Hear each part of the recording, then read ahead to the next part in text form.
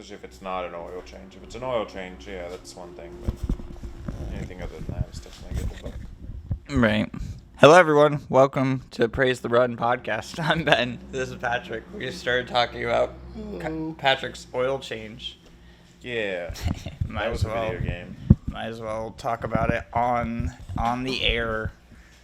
We are here. Well, I mean, you want to get into video games because it's about to be a bummer. Yeah, might as well. It's about to be a real right bummer. into it. Um, I haven't played anything new. No, I've been playing a lot of Another Crap's played it. Treasure. That's been I a saw lot your of fun. videos, yeah. Yeah, I've been having a lot of fun with that. Yeah, we can start. It might as well start it off because it's gonna we'll probably have quite a bit of conversation above this. This is heartbreaking. We've been talking about layoffs and stuff for a very long time on this channel. It feels like, or on the podcast, and this one kind of hurts because this one seems like it was going to be, I don't know. This was Xbox was out here buying everybody, promising indie studios and stuff, a better future, security and stuff like that. Last year, was it last year? I mean, last year they definitely laid a bunch of people off. Earlier, I'm pretty sure it was earlier this year, they laid off like 1,900 people. This week, many. yeah. This week we have Xbox shutting down 4 Bethesda studios. This is from GameIndustry.biz. Brandon Sinclair is writing this up to summarize everything. Microsoft is shutting down 4 of the studios it picked up as a part of the 2020 Bethesda acquisition, as reported by IGN. The 4 studios include Arcane Austin, maker of last year's disappointing Redfall. They also made Prey. Tango Gameworks, the studio behind Hi-Fi Rush, Ghostwire Tokyo, and The Evil Within. Beyond that pair, Mighty Doom developer Alpha Dog Studios and Human Head Software successor Roundhouse Games are also shutting down. I believe both of those were more support studios. These are the quotes. This is coming from Matt Booty, who is just basically like in charge of like kind of overseeing all of Xbox. Like you got Phil Spencer at the top, and then he has like a couple people below him. Yeah. Matt Booty is in charge of like going to all the studios and making sure they're like doing their thing. Oh, word. This is from him. In an email to staff, Xbox Game Studios head Matt Booty reportedly said the company was closing the developers in order to focus resources on high-impact titles and the rest of Bethesda's portfolio of games. To double down on these franchises and to invest to build new ones requires us to look across the business to identify the opportunities that are best positioned for success. This reprioritization of titles and resources means a few teams will be realigned to others, that some of our colleagues will be leaving us. Booty said that some of Arcane Austin's developers will be moved to other Bethesda studios, while the entire team of Roundhouse will become part of ZeniMax Online Studios to work on the Elder Scrolls Online. In addition to the studio closures, Booty said a small number of people in Bethesda's publishing and corporate roles will also be laid off. As for the Alpha Dog's Alpha Dog was in mobile, I guess. As for Alpha Dog's cute mobile top-down shooter Mighty Doom, the game will be sunset August 7th. Microsoft announced in January, that it would be laying off 1,900 people from its game division. This story broke 3 days ago.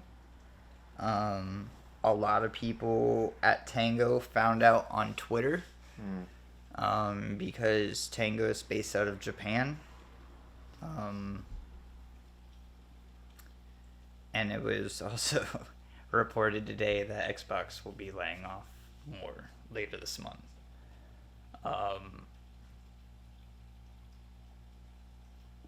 That's a rough one. Xbox has been buying up a lot. I mean, the same thing with Embracer. We just saw Embracer laying off a bunch of people. A lot of the... I don't know. It was just like the why, I guess. I don't know. I don't even know what to talk about with it, because like we just talked about it all with like Take-Two and like what they did last I feel like week. it's just happened so much now that indie artists should learn from this and, one, not sell themselves to bigger corporations. Right. And if anything, this is kind of biting themselves in the foot or whatever, because they bought all these things and now they're shutting them down. So now it's just... Right. I mean, there's no reason why these independent companies can't restart independently. I mean, if they were given the money or whatever. Well, I mean, it's going to be a struggle, but if they did it to begin with... These studios were never independent. Oh. These were part of Bethesda. Well, still, I mean, they have a chance to... I'm trying to find some sort of silver lining. They do have a... It's not like they've been banned from making video games. They just have to kind of start over in a sense. I mean, they're still... Well, I mean, yeah. Right. Yeah, there's always, like, they could always build another studio, but there's no money to go around right now. Yeah. That's, like, the biggest thing of, like, we've been hearing independent developers and stuff saying, like, there's just no publishing money. Yeah, I mean, there's no money for anything. There's no money for anything. Outside of video games, I mean, that's... But it's crazy, because, I mean, the reprioritization on impact titles for Xbox is Call of Duty. Yeah. That's what that is. They just spent $69 billion. Yeah, it sounds like they're just basically just trying to monopolize now and take advantage of what they can, which means they probably see some sort of something in the future maybe that we don't see, and they're like, well, we're going to get ahead of it and just buy everything up. Well, I think the future that they see now is that Xbox is failing. Mm-hmm. Right. Well, I didn't bring up the Circana report last week, but it was reported that last quarter Xbox sold 800,000 units total. And that is the lowest amount of units a console has sold since the Sega Dreamcast. Right. Yeah, And I mean... That's crazy numbers. But also, like, Xbox hasn't prioritized consoles. Right. In a weird way. Yeah, I mean, they've never been the best. Right. So... Did you play Hi-Fi Rush when it came to Game Pass or anything? I don't think so. Maybe. No. Yeah, all these games are on Game Pass. It's like, I mean, maybe not Alpha Dog because that's mobile, but like Ghostwire, Hi-Fi Rush, Evil Within, like all of those Tango games are on there. And Shinji Mikami left a couple months ago. He was like the founder of that studio. Yeah. He's the director of Resident Evil and stuff like that. Like, his name is very prolific in the video game space, and him leaving, I don't think he saw this coming, because the word was from Tango, like, they were in mid development of like pitching a Hi-Fi Rush 2. Yeah. And Evil Within 3. Arcane Austin's weird. I mean, the Redfall thing it makes sense, but like, also they're supposed to be putting out like a single player patch this month. It's not coming out anymore. Right. I mean, Prey 2 is never coming out, I guess. Yeah. And like Arcane Leon still exists. The Deathloop team. I mean, like, Arcane Austin helped with all those games, but like Arcane Leon's making the Blade game. Yeah. That we heard about, but I don't know, man. That's just super rough. And like, who's on the chopping block now? Like, who? That's true. If what happens if it's Double Fine? like if Tim Schafer and Double Fine's team, like they bought up in 2018, that was part of that initial buy up, right? And I mean that's the indie darling, right? That they bought up. That was the one thing. They still do Day of the Devs and stuff like. They're still a huge part of indie culture, even though they're not indie anymore technically. I think that would be a huge blow. Yeah. Not even more so. Not to say that it would be even more so than this. It definitely would be, but it still definitely hurts. It just makes Xbox, I don't know, it makes kind of lose faith in all of it. Yeah.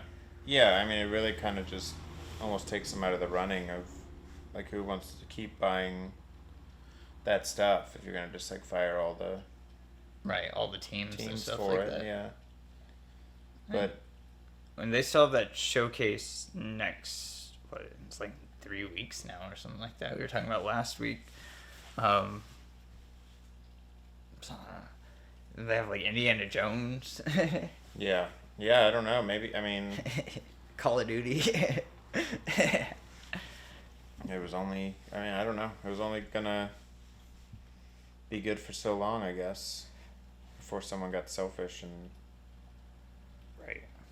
it became less about the games and more about the money, you know? Right.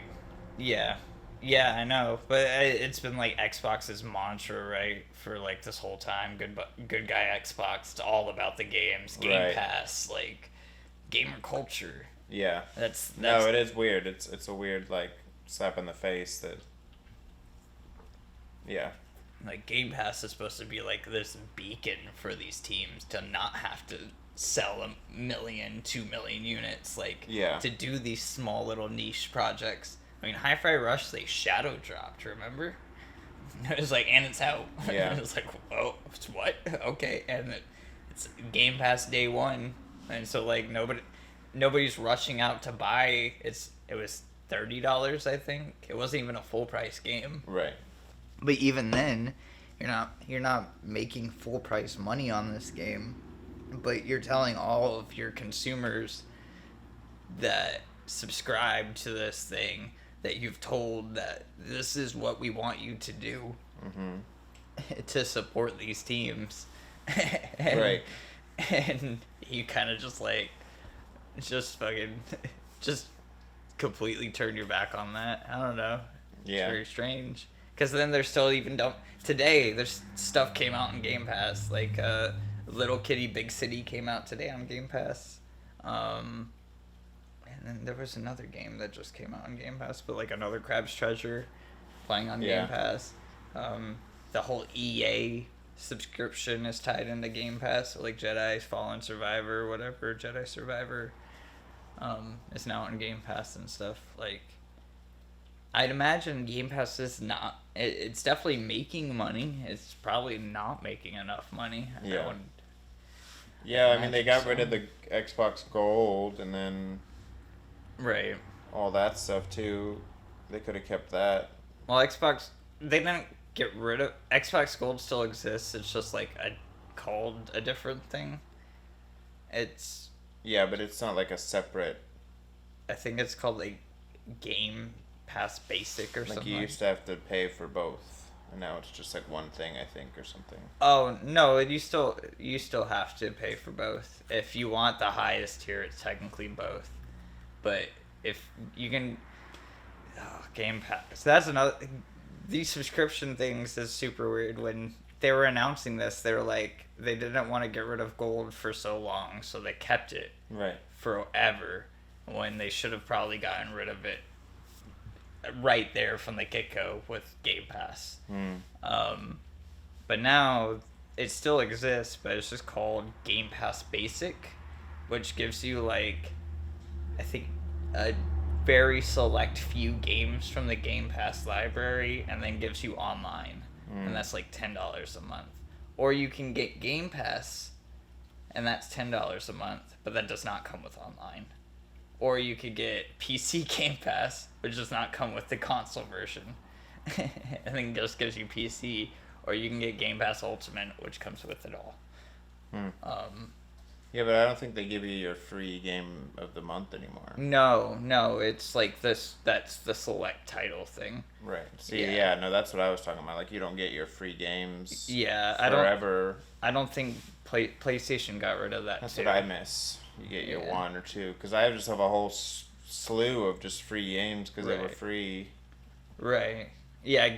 PlayStation got rid of that as well, where now it just gets added to their version of the Game Pass library or whatever. But yeah, I mean, but with Game Pass, they're, to their credit, they're putting out games on that thing more than they were ever putting out with Gold, and then the quality of games are significantly better than what they were putting out with Gold. Yeah. True. Yeah, for sure. By the end of the Gold's library, it was like 360 titles that were from like the early like Xbox Live Arcade days. Yeah. And I was like, these games are like $3. I don't know what we're doing. It's very strange, but I don't know. I don't know what they want from us at this point. Yeah, I mean, I don't know what they want from anybody. I don't know. I think everyone should just stop making games entirely until they figure it out. Just let's go on a game strike. We have enough games that exist just from last year to never have to play games again. That's what I mean. Everyone should just turn off their subscriptions. 24,000 games turn came off out last year. Offline mode. I mean, there's enough games. Like you said, there's enough games out there. We don't even need online play. Oh yeah, for sure. Like, you could play for years and never even play online again, or never even pay another subscription. There's games that have existed since like the beginning of online games where people still just play those online games. Like right. Eve and stuff like that. Yeah. And EverQuest. But I mean, outside of those niche things, there's so many games that you don't need those requirements, that we don't have to feed the man, you know? Right, but what my argument is that they have all of the... Xbox has more of those now than anybody. Like, more forever games than anybody now. Like, with just WoW, Call of Duty, Minecraft, you know, fucking, what was the other one that I was thinking? StarCraft, or, Diablo, or... Yeah. like, yeah, but I mean, we have so many other games that we could never play those and be fine. Right, but... I don't. It's like it goes back to like the Rockstar idea. It's like where's the money going? Yeah, it's like right. So let's just stop paying them. We play the games that only exist from now on until they figure it out. I think it's the leads, and I don't know if the answer is do you just start gutting leads and putting new people in place, but like I don't know the answer. Like, people are saying... People want Phil's head on a pike right now because of, like, just the last several months leading up to this. Yeah, I mean, out of everything else that's going on in the world, this shouldn't be even an issue. If anything, it should be the opposite. Like, people should be going out of their way to try to make games... better. distracting and fun. Like, we shouldn't also be struggling to play a game. Like, that's the whole, like... Right. That's how you know the government isn't behind video games, because they'd be feeding them to us by the spoonful just to keep us distracted. Well, that's what the United States... I mean, in other parts of the world, the government does pay for video games. No, I know. We've had this discussion for sure, yeah. I'm just saying, like... CD Projekt Red is sitting tight because the government pays their bills. It's becoming a monopoly to own games instead of just have fun producing games. Right. I mean, like, it's the Miyamoto way. Right. It's the Nintendo way. That's what I mean. So, like, if they want to keep laying people off, then we just stop playing their shit. Yeah. I'm scared for the day it comes. I don't think it'll hit Nintendo, because Nintendo CEOs take pay cuts before they fire people. We've seen that already.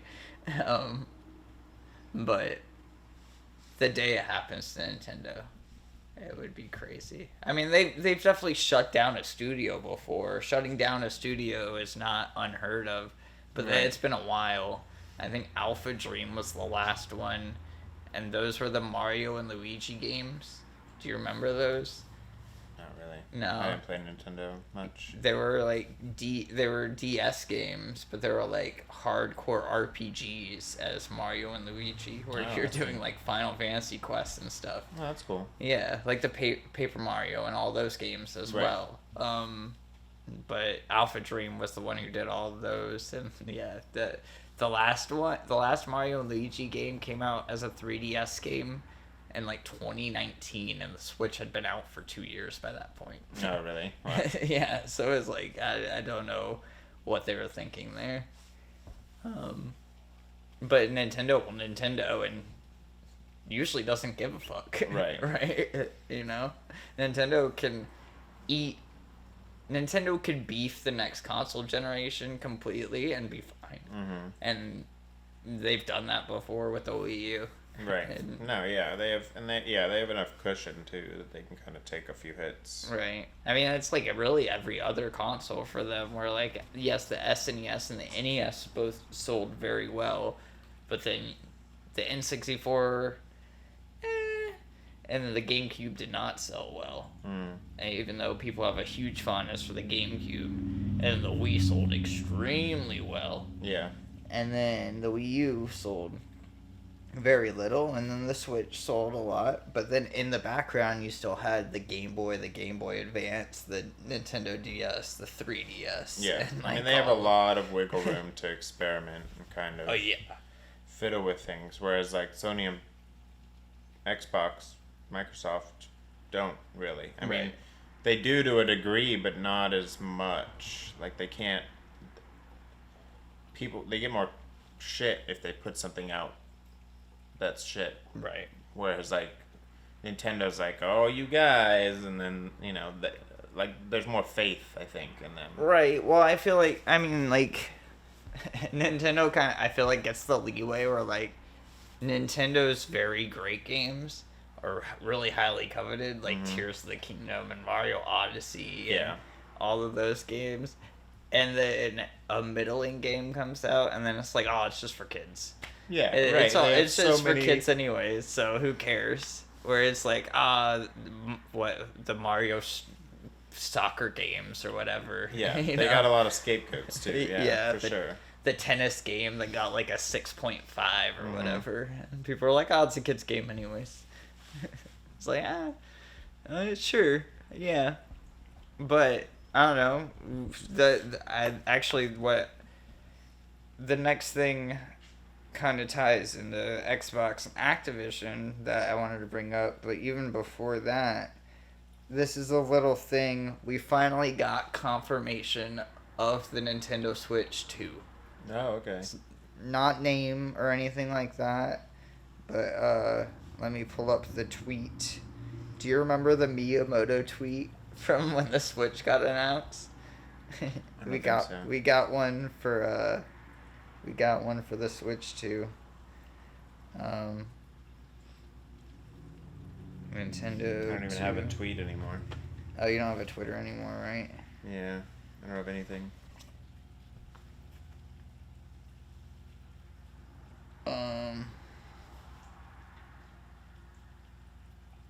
Pull it up for me. All right. This is the direct translation of the tweet. This is Furukawa, president of Nintendo. We will make an announcement about the successor to Nintendo Switch within this fiscal year. It will have been over 9 years since we announced the existence of Nintendo Switch back in March of 2015. We will be holding a Nintendo Direct this June regarding the Nintendo Switch software lineup for the latter half of 2024, but please be aware there will be no mention of Nintendo Switch successor during that presentation. That's the end of the tweet. Wow. It's way longer. It's Japanese. Oh, it's like a it's direct. both of them. Right. Okay. Yeah, it's a direct translation. Yeah, I mean, it's a kind of nothing, kind of exciting. Like, Yeah, I mean, do you want to get on the ground floor of this one? Like, maybe. the next Zelda, I mean, I would think this next one is going to launch with Mario. Yeah, I'm sure. Well, probably, yeah. Mario, Zelda. Zelda, they might have like an HD. Maybe they'll do one of the remakes. Like the Twilight Princess and Wind Waker remakes have been announced forever ago. That never came out, right? Oh, right. Yeah. But they'll probably do like some HD version of Tears of the Kingdom or whatever. I mean, people already have that running in 4K on PC, so you might as well put it out on your own console. Right. Make money off it. Yeah. Shit, dude, that game runs at 720 is what most people are seeing that game at in handheld.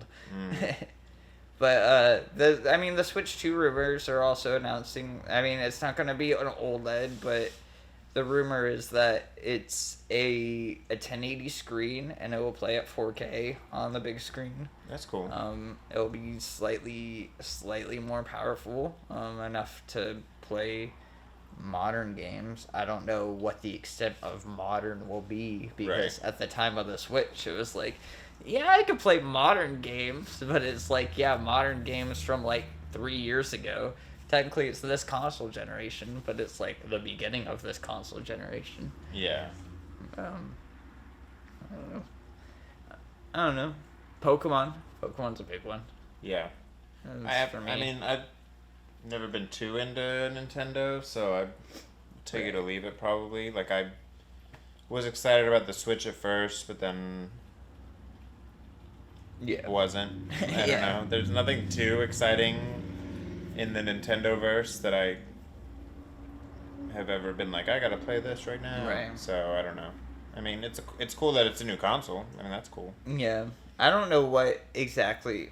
I guess what I was asking is what could get you excited for a new one, but even knowing that you don't have an affinity for Nintendo itself, like, I mean, not saying that it would happen, but theoretically another Smash Brothers. I was about to say, literally, probably only a new Smash Brothers. Yeah. I think that's the only game that I've ever gotten overly hyped for on Nintendo. Right. Because other than that, I mean, honestly, it's all kind of the same to me. When I think of Nintendo, I think of like 3 games, and they all kind of feel the same to me. Yeah. And that's why I think it's just the lack of that nostalgia on top of that. Right. Yeah, because I think of the complete opposite, where it's like a huge, even though it's like the same characters, it's like, I don't like Mario Brothers, but like 3D Mario is a totally different thing from 2D Mario, right? Yeah, versus for sure. like the Mario Tennis game, or like the Mario and Luigi Paper Mario. Like, yeah. I like the spin-offs, like Yeah. the sports games and stuff. Those are fun. Mario Baseball was fun. Dude, a new actual sports RPG, like the original Mario Tennis versus like this new bullshit that we got. I wish they would do like a sports thing, but like how they do the 2K games, where you have like a You have like a story mode. campaign Yeah. mode, you know, or like a story mode, like a fighter game has like a story mode Right. within it. So there's like behind the scenes drama inside the Mario sports world. That would be cool. Like like just some more depth, and just like pick a racer, and you just like, you know. That'd be sick. That would be cool.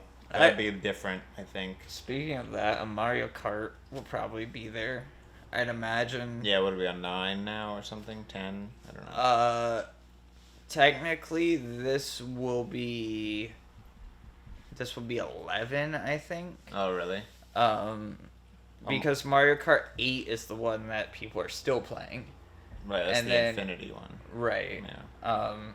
And that came out on the Wii U initially. And then it got re-released on the Switch. And then that was at launch of the Switch. And then, 6 years later, they decided, hey, we're going to finally do DLC tracks for this game. Yeah, because it was like an evolutionary Yeah. version or whatever, they finally really changed it up. Right. That's where they introduced like the flying and the boat and the. Right. Well, that was all at the beginning of 8. Right. Right. So like this 8 came out in the Wii U. That was 2011, 2010. And then it got re-released for the Switch in 2017. And then DLC tracks started coming out for it in 2022. And then those DLC tracks finally ended of Christmas time this year. Yeah, I mean, racing games they can hang on for a minute. Well, that game specifically is at like 64 million units or something like that. It's the most sold Nintendo game of all time. Yeah, people are obsessed with that one. It'd be cool if they put out like a Nintendo put out their own version of Twisted Metal, you know? Well, I mean, like the racers, you know? Yeah, they do have that mode in there. Oh, do they? Yeah, they have like a balloon mode, and then you you do like the battle mode to hit each other's balloons. I mean, they got to make it kid friendly-ish. True, yeah. But yeah, you're throwing like banana peels down and inking people and stuff, and using all the power ups like that. That's pretty fun, but it's never online. Which I mean, I assume they have an online mode for the new one, but like you can't catch me playing online on a Switch. Yeah, it wouldn't happen. I even basic things like summoning somebody in Souls on Switch was just fucking heinous. I can imagine. Yeah. It was so bad. So trying to play like a full match of anything intense like that, I mean, people are super competitive in Mario Kart. Like, that's insane how people are, and it's just like Smash.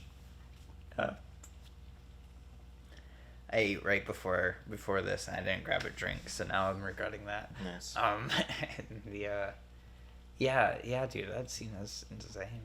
I don't know. Mario Kart 11. I don't know what for Smash or Mario Kart. What do you think would be that next option? Like, how do you make it more revolutionary than?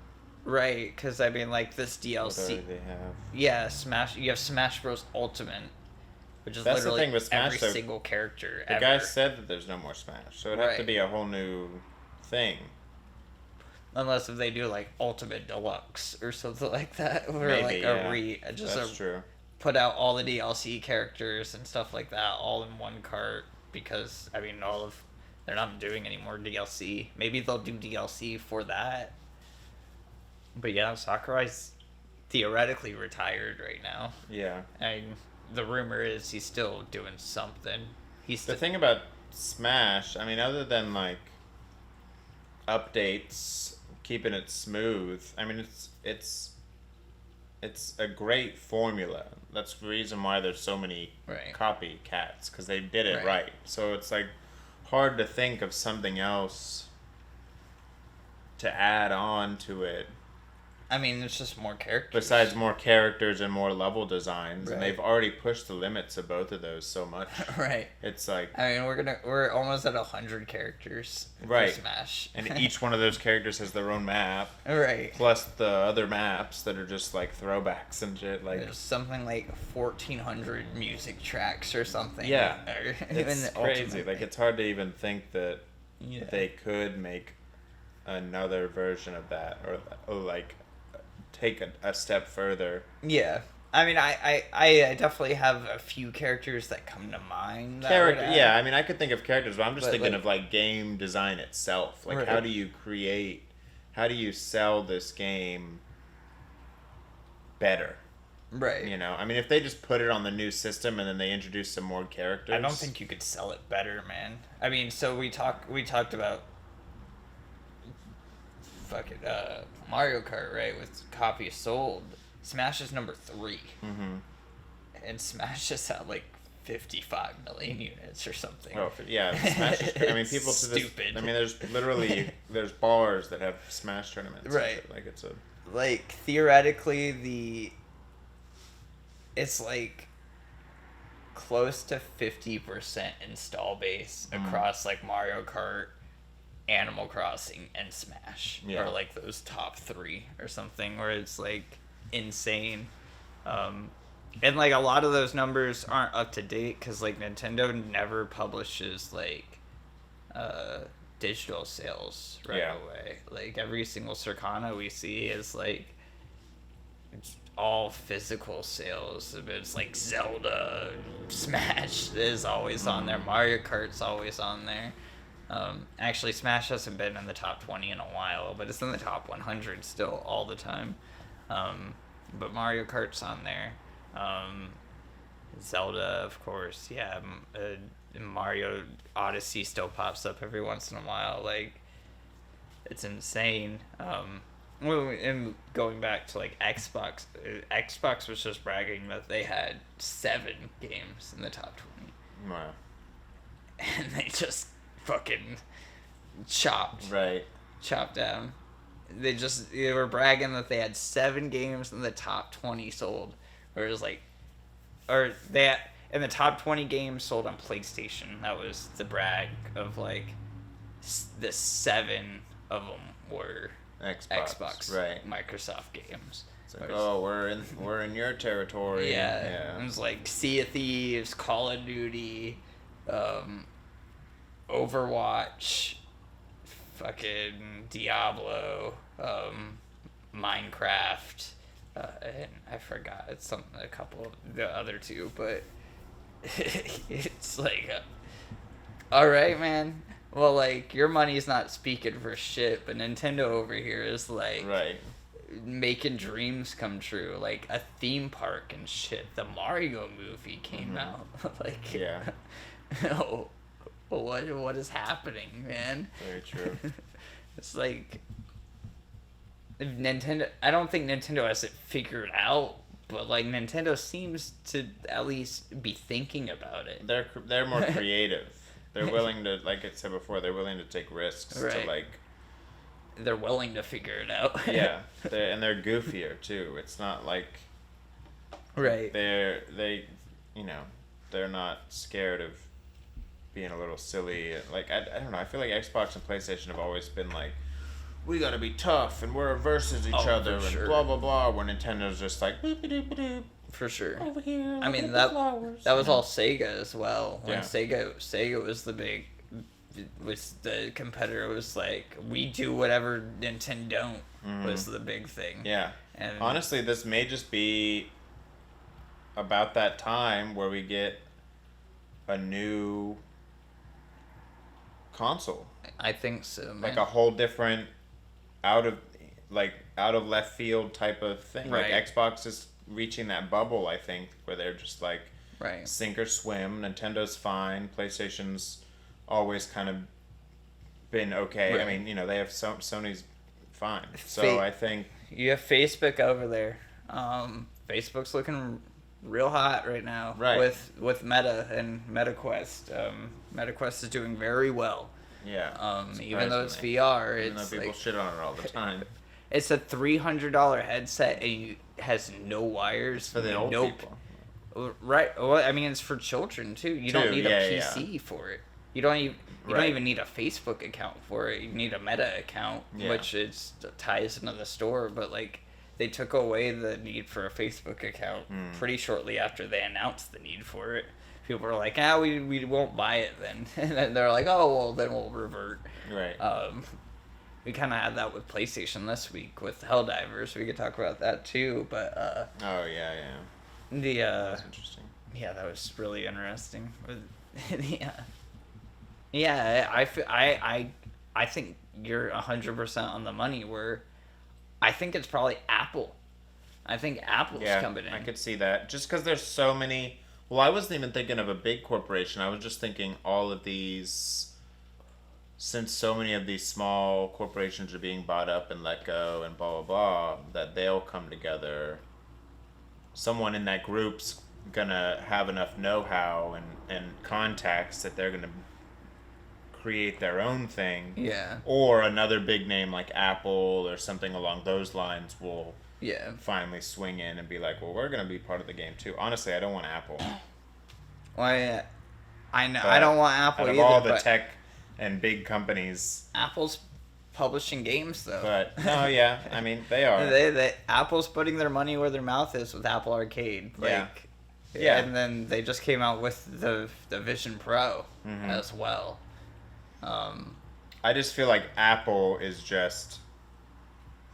They're just tech savvy. They're not for sure. They're not for the people. They don't know. They don't actually have game knowledge. No. They just can put out something pretty that might run smooth. If Apple comes out with a That's console, my that's a $1,500 console. Oh, that too. That's easy. the other thing. Is that That's there's going to be a $300. There's going to be a name tag on it. So so it's like. Yeah, I don't think anyone will buy it, but I think that's your next person. No, to people step will in buy that it for the people that buy it are going to be the people that buy it for the for the name. For the name. Right. But I don't think the word I can't think of. I think Apple will have the money to put behind it. Like they'll back like 2 or 3 games for it. But because of how high that is for the console market, not for a phone, not for something that I'm carrying around with me. Yeah. I think they would get laughed out of the room. I was thinking that, and then also, can we trust them when they put out a new phone every 6 months? It's like, are they going to do that with consoles? I think that would be the pitch. Or are we going to get a new console every year? That's crazy. I think the pitch would be, the box would be the same, but like, you would be able to take out the internal bit. Oh yeah. Slot in a new one. Or something like that. Yeah, it's going to be a 12-piece system. 12-piece video game system, dude. Or something. You got to fucking... Yeah, there'll be new controllers every year, too. And you won't be able to, like... There's not going to be, cheap knockoff remotes that you can connect or that'll cross warranty, and then you can't even get a new system next year. And there's going to be all these weird the EU will sue them, and then everybody will have to resort to one uniform controller because of EU's laws or whatever. I don't want Apple to join that. They already have enough tech they can focus on. They don't need to make a game system, though I'm sure they will. Their phones are basically little game systems, and I love phone games. I love game apps and stuff. I honestly don't think it'll be a console. Yeah. But I think it will be a controller. So what I think is going to happen with Apple, it will be the same as what Amazon is doing in the background. Amazon Luna is still very popular. Yeah. Very popular is select terms, but the people who use it still love Amazon Luna because it's just the platform to stream. Yeah. It works with Steam and all that stuff. We do have Steam Decks now too, and I feel like that might make a rise as well. Just like kind of. Well, Steam Decks that I would love to see those numbers, man, because Steam Deck that's a killer. That's what I was hoping for, to be honest. When I first heard they were out, I was like, this is going to be the new thing. That's going to be the takeover. Yeah, dude. That's a secret killer right now. Like, I would imagine we have close to 10 million of those in the wild. Yeah. And I think that's well above what Valve ever thought they would sell. But then that goes to show you that, like, the price point of those things are worth it, you know? Like, like the lower end of that is $350. You know, that's as much as the high end Switch. Yeah.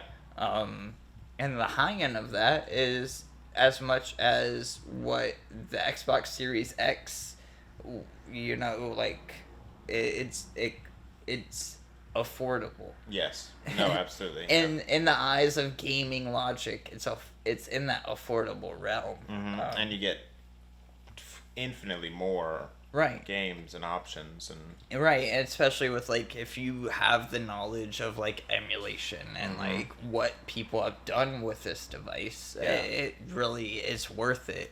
I mean, even outside of that, just being on Steam versus an Xbox or a PlayStation game hub, you're already given so many more. I mean, you're given pretty much everything that they have, and for the most part, besides the exclusives. Right.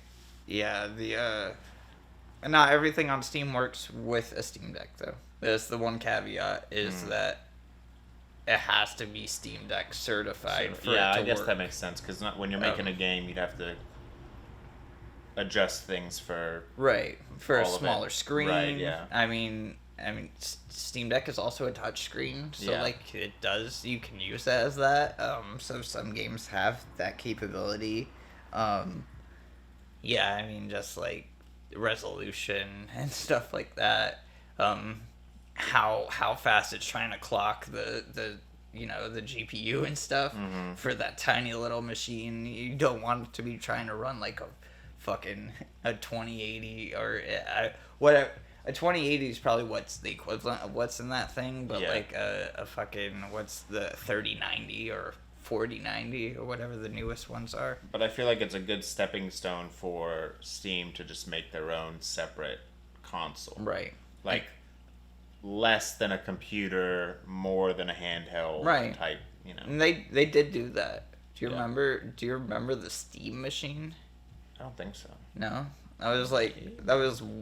It was well before its time. Like this is like Steam hasn't really been around that long. And Steam was maybe only a few years old by this point.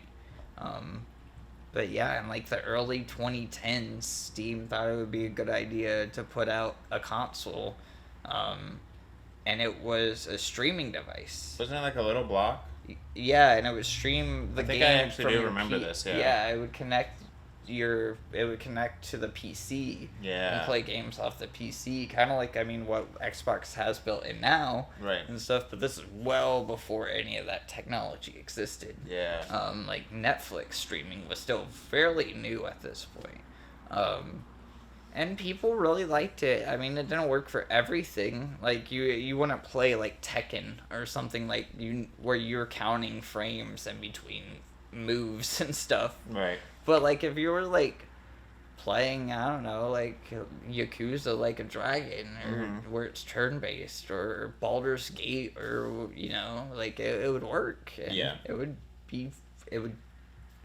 And now the Steam Deck is well beyond that, man. Like no latency. Yeah. It's insane. I mean, even like streaming from my Xbox, like playing. I haven't played Starfield yet, but I was trying to think like Forza or something like that I have played from that. Like the streaming capabilities of Xbox is insane. Yeah. I haven't tried on my phone, but I can.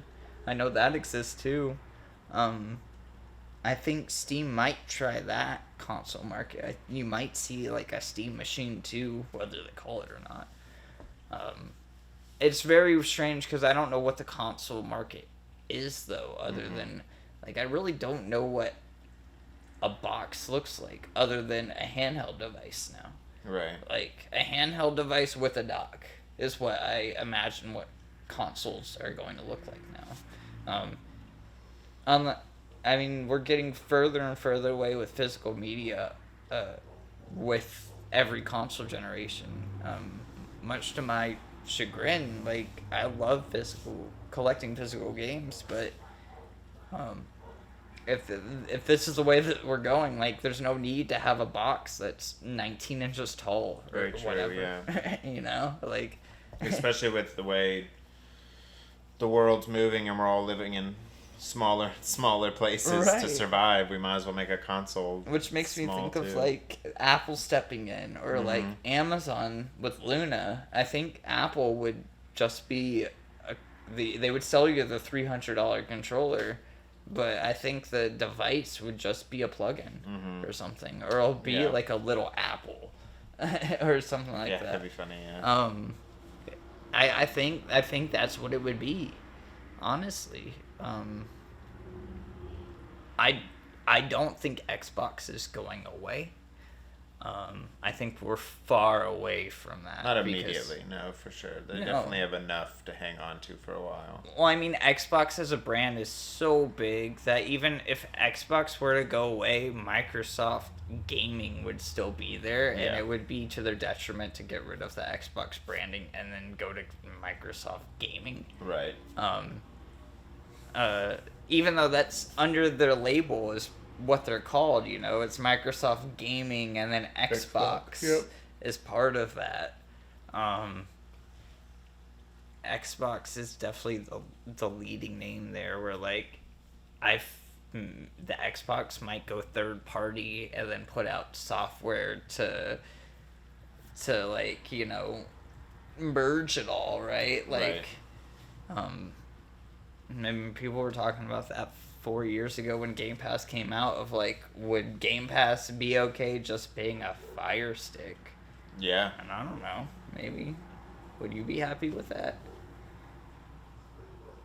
Yeah, maybe. Maybe. I don't know. Like, I might just rent my games and plug it into the console or whatever. Right. And then, like, I mean, like, I'll buy video game merch. I have no problem buying that.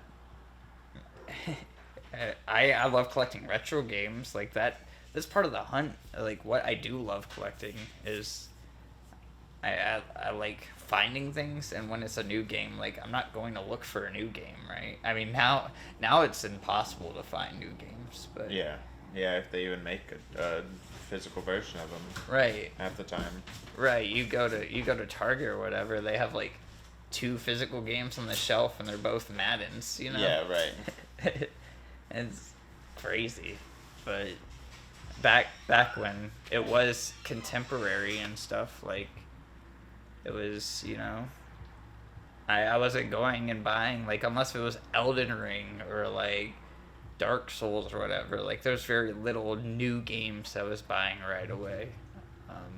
It was always, like, wait and see kind of thing, or I was looking for games that cost well above retail that were expensive. Like, maybe that's also why, is because I'd gladly spend $120 on a GameCube game versus like $80 on a new game. On a new one, yeah. You know? Could be an issue. It's like, I don't know. It's very strange. And do you agree with like dollar for value kind of thing? I don't see that in games, like, but some people hold that to very high regard. Of like, I spent $70, so I better get 70 hours out of this game, kind of thing. Oh, I mean, not $1 an hour. I mean, I think it's a little more complicated than that, because not all games can be. You don't really need a super long game necessarily to get your point across or whatever, or for it to even be replayable. You could have a game that's very short but just has a lot of replayability, you know, or something. Right. Just trying to think of an example, but I couldn't think of anything right away. Well, I think of the Souls games. I mean, the Souls games, I guess, are they're longer, but they're not bloated. Like, I'm not going around doing 1,000 side quests. Right. So I've played those games several times over, because they do offer a lot of they offer that. Yeah. And there's so many different styles and things to find and do. Right. Yeah. Versus Skyrim. Yeah. Right. Skyrim, I would say, is very open and replayable, but it's also, I mean, that lives in a weird spot where, like, that's kind of the reason why we're here in the first place, of like the bloatedness and stuff of like, I have replayed Skyrim before, or The Witcher. Those games are both very big, and I would argue that the story is good for the majority of it. But like, would you replay Spider-Man? I play Spider-Man all the time. Oh, really? I love Spider-Man. Yeah. Yeah, but that's because I just can literally just swing around mindlessly for a long time. I mean, that's why, or my thought was for the story. No, I don't think I'd play the story again. Would you go do all of those like random crimes again? No, I wouldn't do that. But once I beat it, I'll go on and like swing around. But it doesn't have that same. I mean, you're right. It doesn't have that same. You can still only do that for so long before it's like, all right, now what? Like, I'm just swinging. Versus, like, if you played through that main campaign for the 15 hours that it is in total versus the 30 hours with all the side stuff, and then you had all those new abilities, would you replay it again? I think that you might. I don't know. If I could, like, hang on to all those new abilities, like a PlayStation Plus type thing. Yeah. Yeah, I mean, because that's really the only time you can try them out. Right. But even then... And then you have, like, a full arsenal, like... Yeah. It makes sense. I don't know. I mean, they do offer that with the new Game Plus, but it's like, I just played 40 hours of Spider-Man, dude. Like, right. I what do you want from me? Like, yeah, you gotta mix it up a little bit. You want 80 hours of Spider-Man from me? Yeah. That's crazy. Even with, like, I was gonna say Like a Dragon, but Like a Dragon's a very long game. Oh, dude, so. yeah, that game, I'm surprised if you're under 100 hours by the time you beat that game. Like, no shit. Yeah, I've definitely already passed 100 hours. Yeah, for sure. Like, I think main without sides is like 80 hours or something Easily, like that. Yeah. Yeah, because I think I'm only on chapter 10. I think I got to chapter 10 last night. Yeah. I don't know how far that is. I don't know how many chapters there are completely, I won't but be able to tell you. I think 21. I think is what comes to mind. Really? Yeah, but I don't know if that's true or not. But yeah, I've easily. If I haven't hit 100, I'm very close because I hit 75. Yeah. A couple weeks ago, and I played 20 hours of poker in that game. So, you know. Right. That's definitely all the side missions alone. I've put in so much time just to beef up those. I played that business mission for days. Right. Nothing but that until I beat it. Right. And that's a game where, like, they don't want you to replay it. Like, those games are not built for you to replay. And I mean, you get the option. You get the PlayStation Plus option. You can go back in with your upgraded gear, beef stick, because you can go in because you can save your weapons and then go in with your powerful weapons. It's like the Dragon Quest thing, but then but even then, Quest, like I can't. That doesn't make that much of a difference that I would want to go back and play that again. Like, I love that game. It's been such a fun game. Right. But there isn't enough versatility where... Especially once you get your full party and everyone has the jobs and stuff. Right. It's like, do I Like, there's not really... Just make sure you take care of all of it the first time so you don't have to go through again. Unless there's some sort of trophy or something. I don't think so. I don't think there's multiple endings because like those games take place right after another. Yeah, exactly. So there can't be like alternate. There can't be too much variety, or wouldn't make sense. Right. I think those are pretty set in stone. So it would be what you do in the middle of that 158 plus hours of that. Yeah, I don't know, but. I could tell you that games that we wouldn't be playing, period. The two other news stories I have are pretty small, are both from the same developer as well. This one's a pretty old one, but I think this came from a Did You Know Gaming recently. Activision's Vicarious Visions worked on a canceled 3D Donkey Kong game. Vicarious Visions, the Activision studio now known as Blizzard Albany, and perhaps the best known for supporting the developments of Destiny 2 and several Call of Duty titles. I don't think that's what they're best known for. What they're best known for is Tony Hawk's Pro Skater 1+2, and also like the Crash Trilogy remake and all of that kind of stuff. They were apparently, had pitched a 3D Donkey Kong game. It was in development for a while. And Activision was like, yeah, we'd rather have you guys be working on a Call of Duty. Wow. And that's weird. So, yeah, that's the story with that. But it's weird because, like, I feel there's still a rumored 3D Donkey Kong game in development. But it's not this one, I guess. Very strange, yeah. Maybe they're waiting for the movie. I think that you're on to something there, but again, it's not going to be Vicarious, but who would it be? The rumor is that Retro is working on something, but we don't know what. Retro did, like, the Star Fox games and the F-Zero games and stuff like that. Like, Retro has been a huge part of, like, the Nintendo stuff that isn't Mario, basically the more anime looking kind of Nintendo stuff. Right. But this is also a Vicarious Vision story. we knew that this was in development and this had kind of already happened, but it's just confirming it. Tony Hawk's Pro Skater 3+4 remake was reportedly rejected in favor of more Call of Duty content. Wow, Call of Duty's just ruining everything. Right, man? Yeah, it dude. has been for a decade. Forever. Yeah. And it's not like it's getting any better. Didn't they just like completely bomb the last few? No, Just the last few. Warzone is so big, man. But really, it's the only success they've had over the past 7 years. That's what I mean. Like, besides Warzone, hasn't their games been kind of like shit recently? Or I mean, I honestly can't remember the last Call of Duty I played that wasn't zombies. So I don't know. Last year was the first year last year was the first time in like since GTA 5 that Call of Duty was at number 1. And Hogwarts Legacy beat them out last year, which is surprising. That's crazy. Yeah. With all of its controversy. Yeah. Call of Duty usually still sells probably around like 20-something million units a year, each one.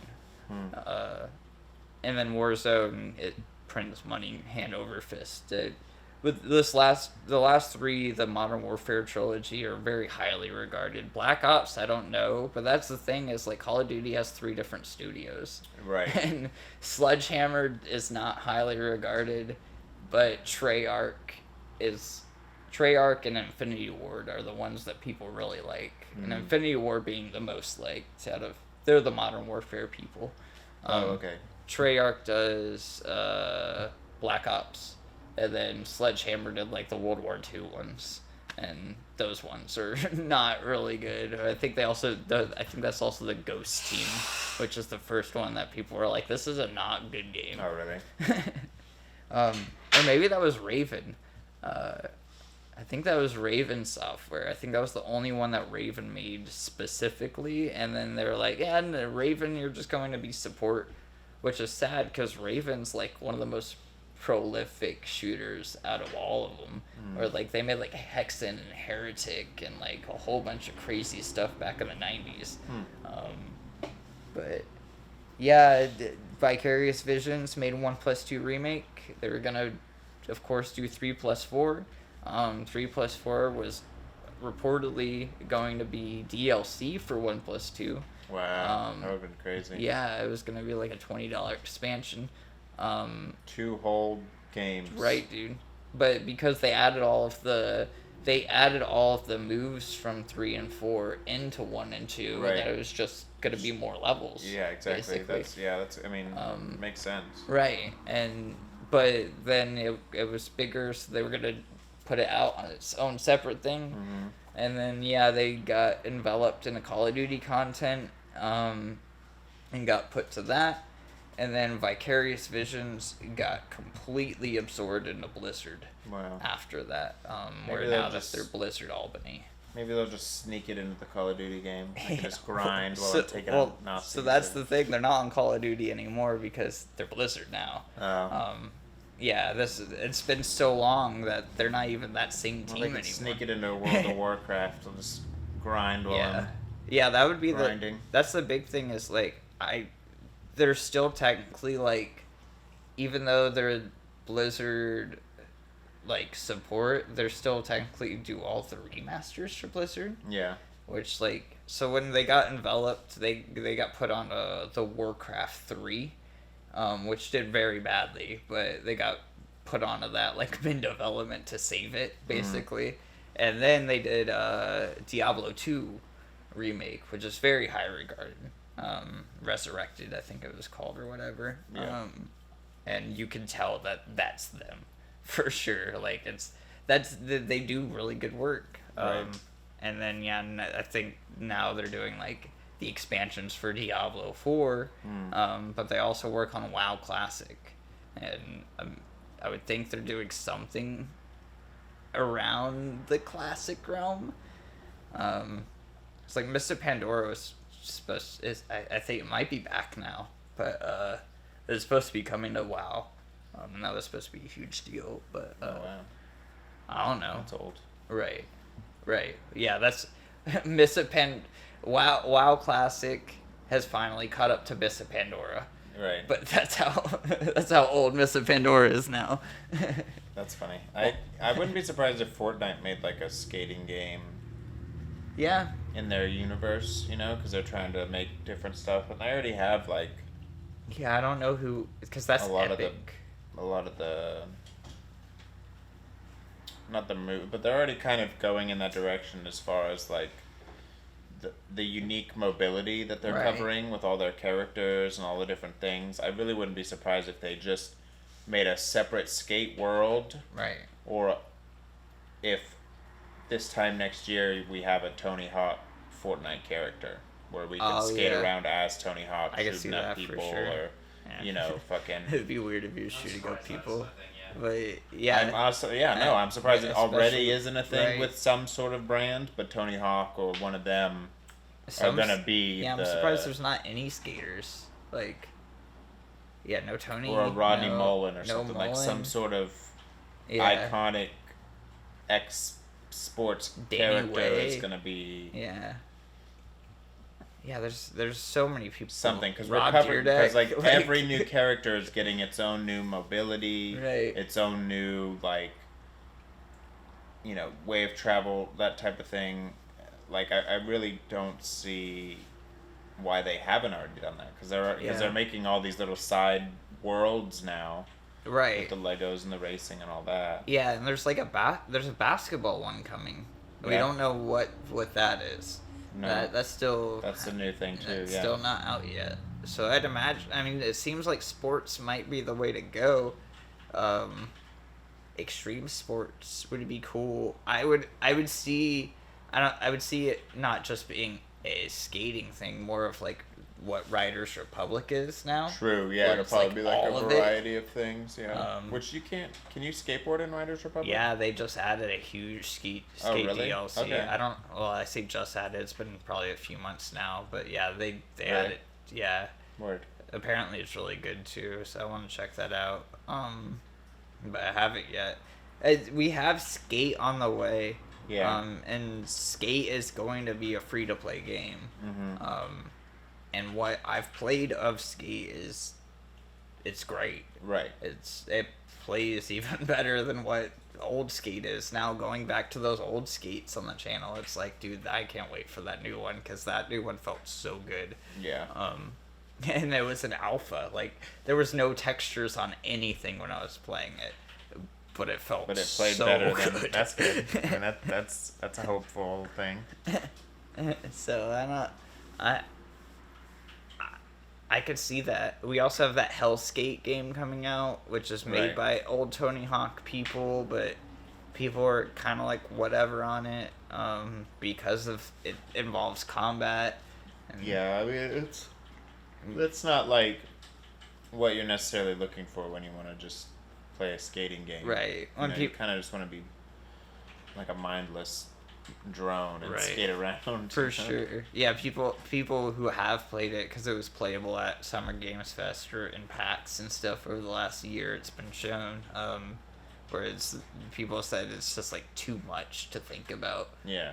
Where it's like trying to place your trick while also like trying to attack an enemy. Aiming your thing. Right. Yeah, but there's more. There are like classic Tony Hawk goals in it, and people said those are just as fun as well. You know, we need a farming simulator skate game. We don't have enough of those. Yeah. Well, I mean, hey, I want to plant crops while I grind rails. That was kind of like the pitch of Skate, was like you're building your skate team by like getting footage and stuff like that. And, yeah, like, true. Yeah. If they could do that, but like, what about if you're like pressing decks and stuff, like you're doing like a whole skate distribution center and That'd be stuff cool. like that. Like you just start off with like stickers and shit. Yeah. And you fucking work your way up. And hardware and stuff. Right. Yeah. That would be sick. There's a lot more, because I mean they kind of covered that in like American Wasteland and stuff with like being sponsored and stuff like that. But there's definitely a lot more depth and like RPG elements that they could put into it to make it even more than just skating, but mostly skating. If that makes sense. and there's so many Tony Hawk clones. It just has to feel right. It's no, the big absolutely, thing. It really does. So it's really scary to be like, okay, I want it to be like Tony Hawk's. Would I be cool with like the skate controls with more Tony Hawk goals? I think I would be more into that, playing wise, because like that time and feel for. I mean, like Vicarious got it right for sure, but like, did you ever play Skatebird, or like,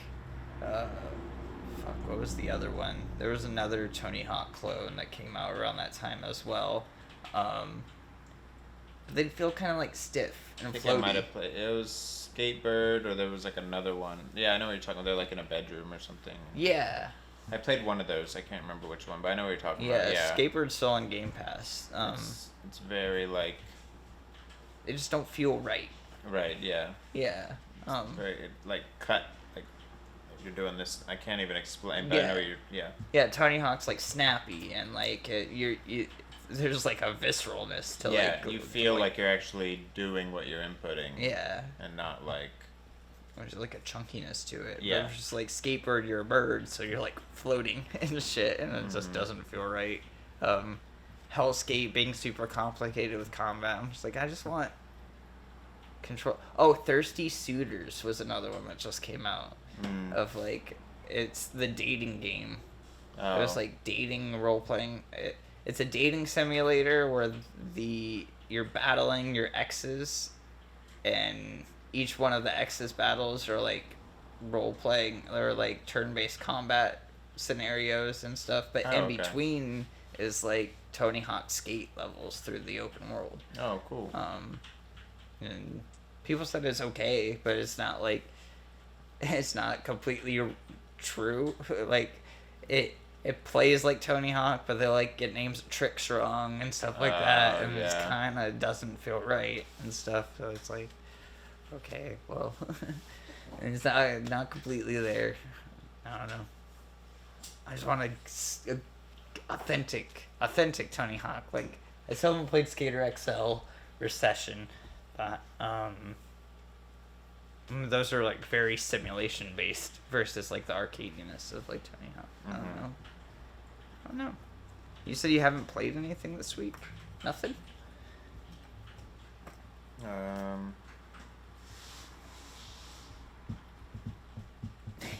I beat that Escape game. Oh, the Botany one? Were you playing No, that that's one? just a the Botany that's Manor? just a puzzle game. Botany Manor. No, there's like an Escape game that came out like a year ago or two. Oh, Escape Academy. Yeah. Yeah. I beat that. Hell yeah. Did like you do the DLC? No, not yet. Well, 2 of the DLCs you have to pay for. Right. They're like $8 a piece or something. But I beat that in like a day. It was very easy. And then there's a new DLC where it's like a versus thing. Oh right. So there's some like new arenas, and I think maybe you can challenge people online. It looks like. Yeah. But you can also just like it randomizes challenge the puzzles. yourself or whatever. Yeah. Which is cool, but I'm not like competitive, so I don't like. I just liked solving the puzzles within the time limit, completing the story type thing. This whole like, because my thing is, you're gonna be playing people that are like, have memorized this shit for sure. You know, because a lot of the puzzles and stuff, it's either you already kind of know the solution or you've memorized the. No matter how random they make it, there's only so many. Yeah, there's only so many patterns of what they do. Exactly. Yeah, they're not like adding new types of puzzles randomly. Exactly. So it's, and I mean, they did a very good job at keeping each one in the story mode unique. All of them that I tried were very like I felt, challenged differently and stuff and all that. But it was. But like that's another one of those games that I don't even feel like I could go back and play that again because like all the answers are going to be the same. Right? Can they change anything? Like I those are all like the that's why the DLC. If you were to ever go to it, I think the DLC is worth it. I think I'll get it because I did enjoy the game. I mean, I beat it quickly, but I beat it like I had a good time the whole time. I think both DLCs are probably the equivalent of the game. Word. Yeah, I think they were like 8, 9 levels altogether, and then each one of those levels I don't think took more than 40 minutes. Like, most of them have time limits. Yeah. So, like, half of them are, like, 20 minutes or less. And then... Yeah. I watched Boston play through both of those, and the original game. And I want to say both of those DLCs were, like, a 4-hour stream or whatever. Yeah, that 4.5 makes sense. hours. I'll probably get them eventually because, like I said, I did enjoy it. But it's just... It was very quick. Yeah. I am kind of upset that I didn't just stream it. Because you can't go back now, really, and like, act like... Right, and act like you don't know. You got me, you know? But now that I know, maybe I'll do the DLCs. I am trying to be a little more, like... I just like jumping on a game and playing it. Yeah. It's that whole setup to stream that kind of... Like, I'm already into the game, and I'm like, oh, man, I'm already 2 hours in. Oh, well. I have the completely opposite of that, of, like, I don't want to play video games until I have the microphone in front of me, but then getting to set up the microphone... I've never established that habit, so I don't have that, whereas, like... It's very fucking hard. It's hard. It's not a habit for me either. It's like, bad. Kenya's the opposite, though. She'll just jump on and put her headset on and click start streaming, and then... But she doesn't, like... She doesn't have a camera. Talk or do anything. She just plays, and then if people, like... actually pop up on her chat, then she'll, like, say something, but... Other than that, she's not, like, commentating the whole time. So I'm like, oh, well, you're doing it easy. I'm not... I can't... Like, if I do stream, I have to talk the whole time. Right, the whole time. Because you're putting I'm putting this out into the world regardless. Right. I mean, that's how I've been... Even when I'm not streaming. So, like, my whole thing is I've been talking to a camera by myself for the last, 6 years of this channel now? Right. This is a different channel now. The other channel. The other channel, my channel. It's been like 6 years. And yeah, it's just, it's very, I do get in moments where like I'm not speaking and then it's like, oh, well, I feel bad, but I know I can't speak because I'm focused.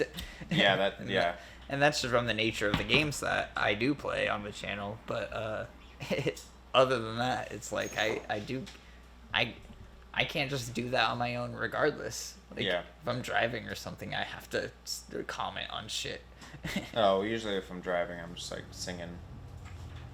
No, well, I do that too, for sure. But, like, I also make comments about people, like... Oh, yeah. Definitely. I'll definitely do that, or say a bunch of jokes out loud. Yes, a lot of that. Premises and stuff. But, no, when I'm gaming... I, like, have to commentate, so I don't know. Same with, like, movies.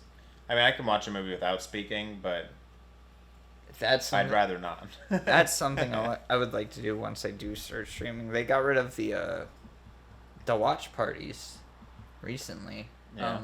But it's still, like, really big of, like, hey, we're all watching this movie together, we're all pressing play at the same time, and that always seems like fun. I love that idea. That'd be cool, yeah. Yeah, of like just talking shit on a bunch of weird movies. Mostly because I don't watch movies, so it's like that's something it's really hard for me to do otherwise. It's like I don't find a lot of movies interesting. So like it's something that I've definitely been lacking over like the last decade or so. And maybe you would argue like movies haven't been that great in the last decade, which I could see as well, but like I don't know, there's plenty of movies from like the 80s and the 90s that I never saw either. Yeah, I mean there's tons of movies. It's just like the game industry where there's like so many independent movies and stuff that like don't even hit the radar that are just great. Right. You know? So much horror B-rated stuff that I'd be into, but I haven't seen. Yeah, definitely. Yeah, like Terrifier 3 comes out in October. Oh, hell yeah. One day only in theaters. That makes sense. It's like a Fandango event or something like that. I don't know who's... Usually those are like a week. I'm not sure exactly. I think it's just so brutal. They're like, you're lucky we're even getting one day in the theaters or something. I don't know. Yeah, I don't know. Exactly. Well, you do have to pay for each. So for every screen that a movie appears on, you have to pay a licensing fee. So that's why you see like limited run movies or whatever, and it's like, oh, we're only showing in 3 theaters. Well, that's because they gotta pay like $1,300 per screen or something like that. That's crazy. Per showing or something. And then, you know, like, that's why the movie theater doesn't make any money back on it either, because, like, the movie theater also has to pay licenses for the movie itself. They're paying each other. Right. So, like... What the fuck is the point?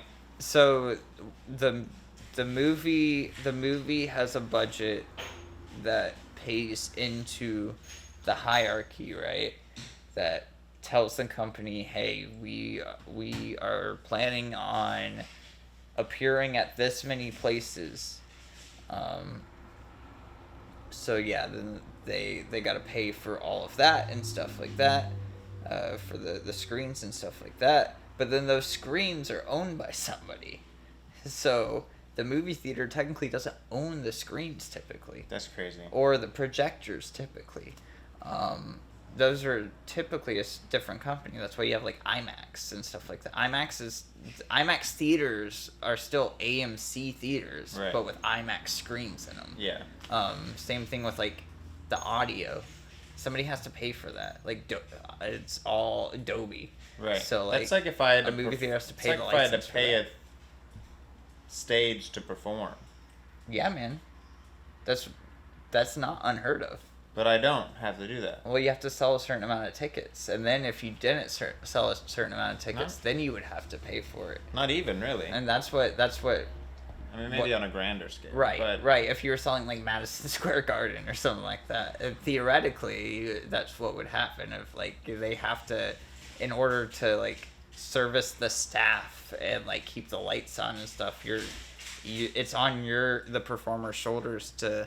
But at least sell a certain amount. But if I'm approaching that, then I already have the numbers. Ideally.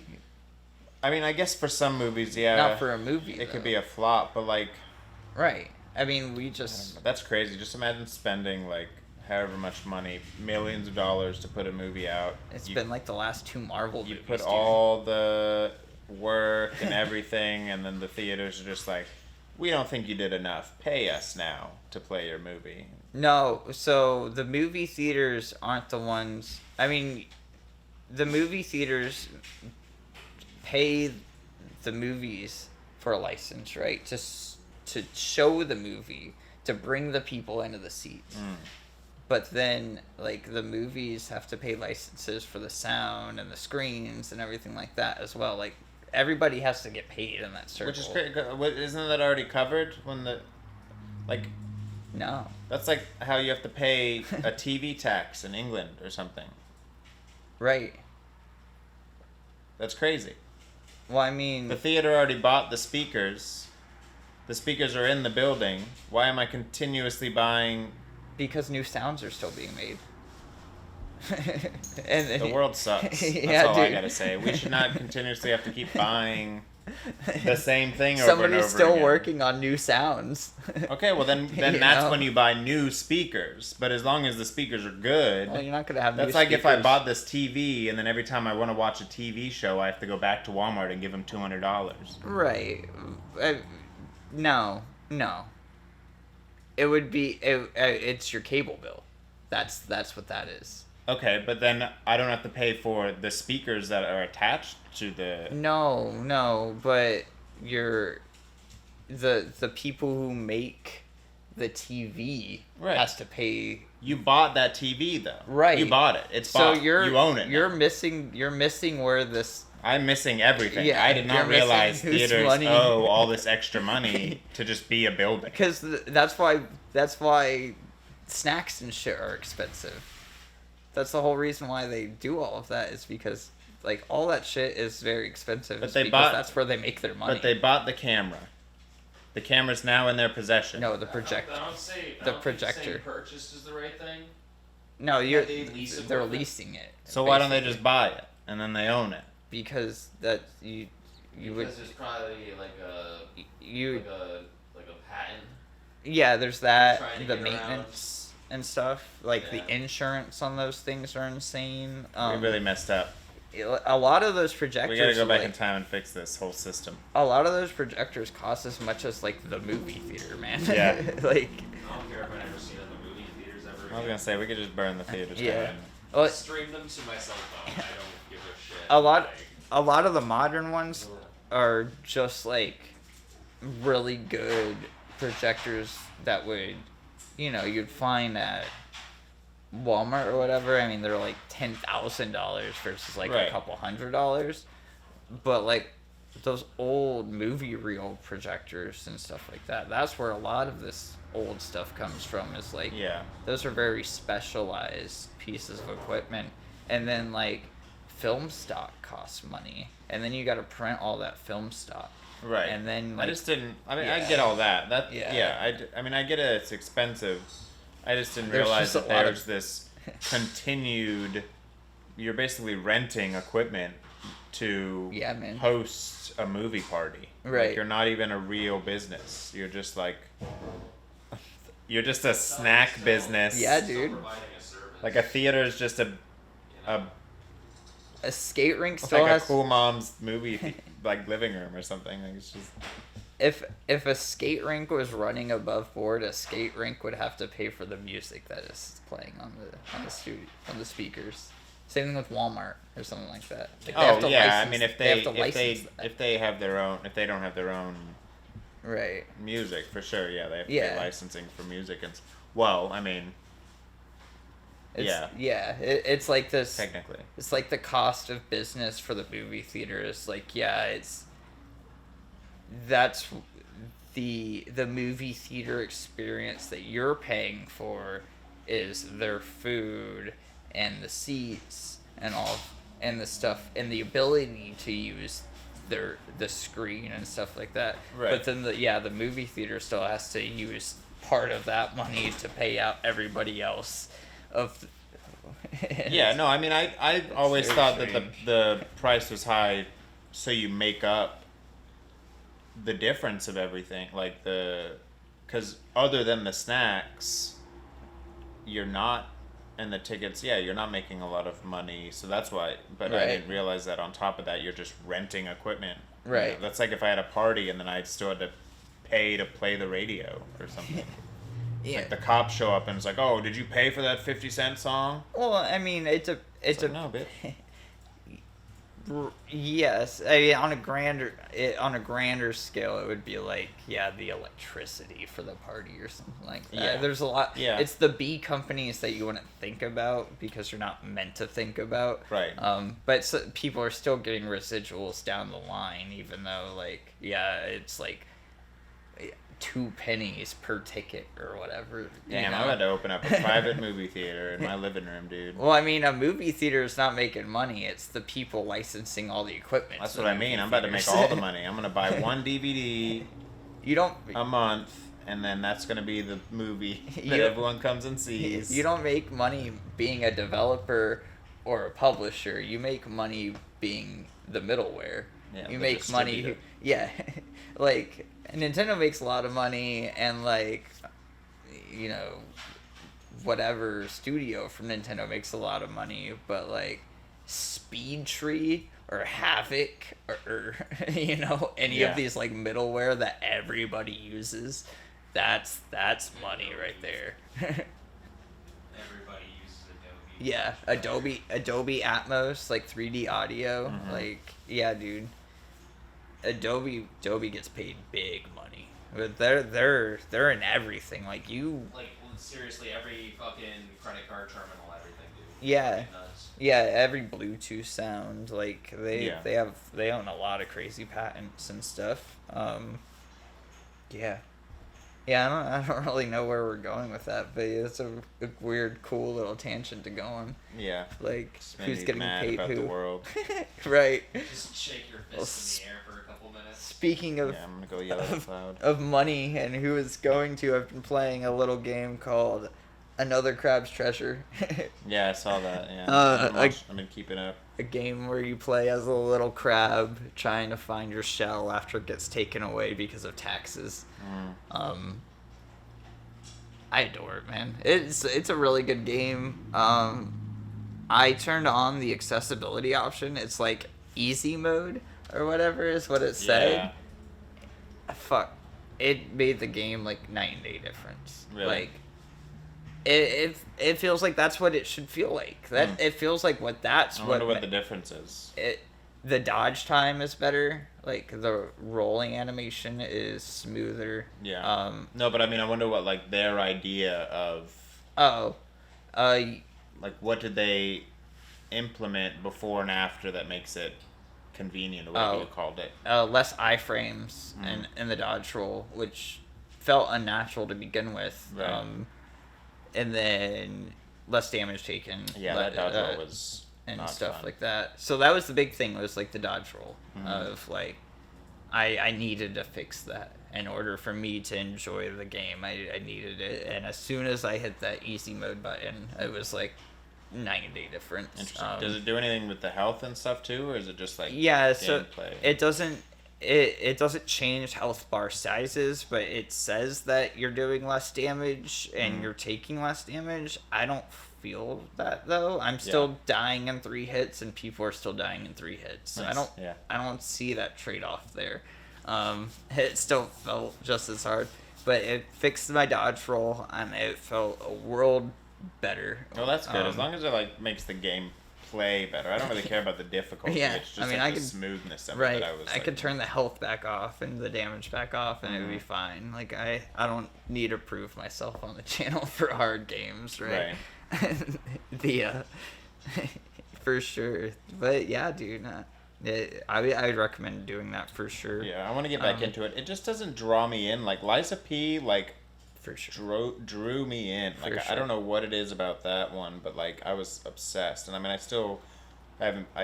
I'm at that one part. I just haven't got back into it Yeah. because now I've started playing 5 other games. I But think that opening area is such a bad opening area. for the game, for the Yeah, crab game, because it's just open Yeah. and there's nothing there. it's very vague. Yeah, they're kind of like it's like littered with a bunch of just Nothing. nothing. Yeah, And there's a couple of platforming spots that you can do after you get certain abilities, but those are irrelevant really, because there's not, other than like maybe like a bread claw, which is like a massive soul, or like a soul chunk that you would use in Dark Souls to get multiple souls.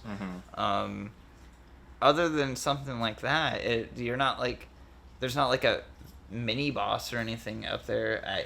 I later in the game, there's probably hidden bosses and stuff like that. Yeah. If you go right, if you go into the area and go right, there's one mini boss that you can fight right away. I think that's the first boss I encountered. Actually. Yeah. And he's super tough. He is doable at the beginning. I said fuck him, and I just went off to go do the main quest. Yeah. And I said I'd be back to him later. I can't speak to when the game actually opens up, but I haven't gotten to that point yet. When the beginning area kills all momentum, I would say, of like you get introduced to the shark. He takes your shell, and you don't have a weapon, and you're very scared, and then you have to run away. Right. And then it's like you're like, yeah, I'm going, and then you get to the beginning area, and it's just like open. Right. No direction. Yeah, and not like even open in like the Elden Ring sort of way where you could kind of see different objectives and Right. stuff. It's just like they're trying to like create that it's the ocean openness, but like it's almost too open. Like there's not enough substance in between. Right. It's like a Skyrim almost, where there's just like a lot of just open. Right. I mean, and it's like it's meant to kind of replicate that feeling, but it's obvious that they had the idea to put stuff, because there's like random garbage thrown all around and stuff to making it look like it's littered. Like there's like cigarette butts and stuff like that, which also makes you think of like, where are we in the ocean? Are we like super close to like civilization, or are we like... Yeah, some of the trash doesn't make sense either. Like the cigarette butts, for instance, how are those surviving Right. fully wrapped underwater? Yeah. Like it's not just the filters, it's like the full The thing. full- and they're like squished in the ground like yeah, fence like an posts. ashtray. And I'm like, this would not be a substantial, like popsicle sticks, the little flossers, Q-tips even. There's like, but like cigarette butts. That's all paper. Right. Like, that's not. I get what they're trying to go for. Like the world, the ocean's just so littered. But like use litter that makes more sense. Maybe. I don't know. But none of it makes sense. Like it's kind of just like thrown around. I mean, your game. It's a Souls game where you play as a crab and all your enemies are crabs. So for like sure. it's all gonna. I mean, But that's part of the world building, though. Is you want the world building to kind of make sense of everything else. Right. To kind of help translate what the world is. Right. So when it's too random,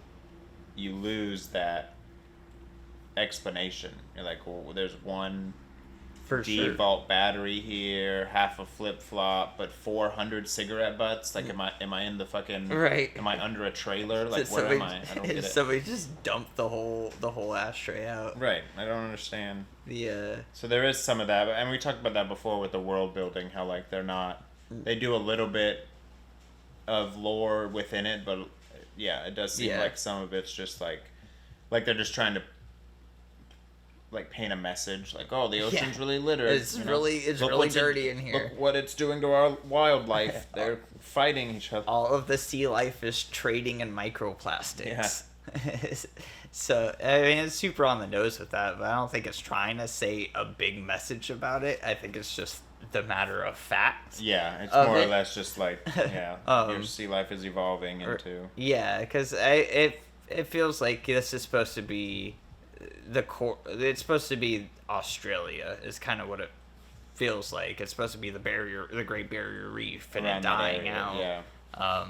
It's just that a lot of it doesn't feel that way because it doesn't give you like how close to any civilization you are. It's just like it's a very vague ocean area. Setting. There's no regions that give you any like world location, even if it's not our ocean. Right. Like, the size of things don't make a lot of sense either. Yeah. Cigarette butts are the same size as me, which are also the same size as soda cans, and like some of the shells. I don't like how some of the shells shrink down to fit you when you pick them up. Right, the banana peel. Or like some of the banana peels and stuff will be like 4 times your size, and then you pick it up and it shrinks down to you, and it's like, no, I wanted to fit inside this huge banana peel like a fucking goon. I didn't want. Yeah. So, like, back to the accessibility thing, you could get a special shell. Yeah. There's an even easier mode, and the special shell is a fucking deagle.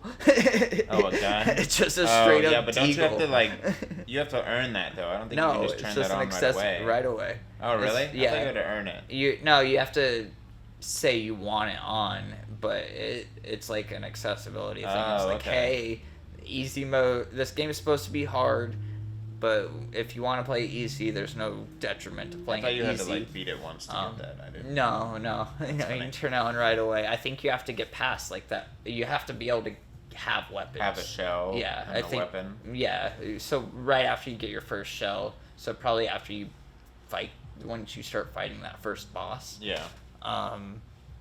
But it's a fucking deagle. And it's from another indie game that's not out yet, Squirrel with a Gun. It's just straight up that gun. That's what it reminded me of. Yeah, when I saw that option. Yeah, it says written on the side of it, "Squirrel was here." Oh, that's funny. Yeah. That's cool though.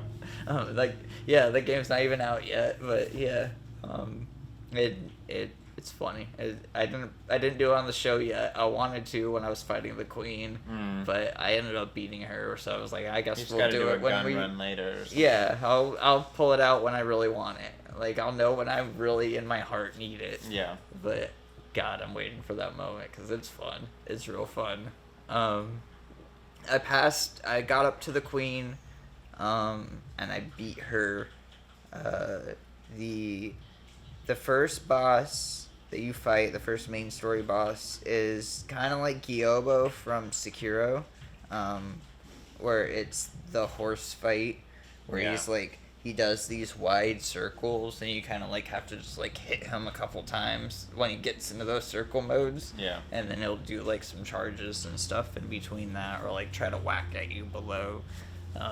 you just gotta like be mindful of that. It took me a couple of times. The Queen, on the other hand, was when I turned on the easy mode, because they start introducing more and more like dodges or more things that you can't block. Yeah. And then a few of those things that you can't block just one shot you. Huh. And there's no way to get out of it or anything. So you just gotta restart, and it got to the point where it's pissing me off. Really? It was just like, yeah, I had a weird experience right before that too. It was like, I started recording, and then I got called for a job interview, and then in the middle of that job interview, they had said, "Oh, we're not."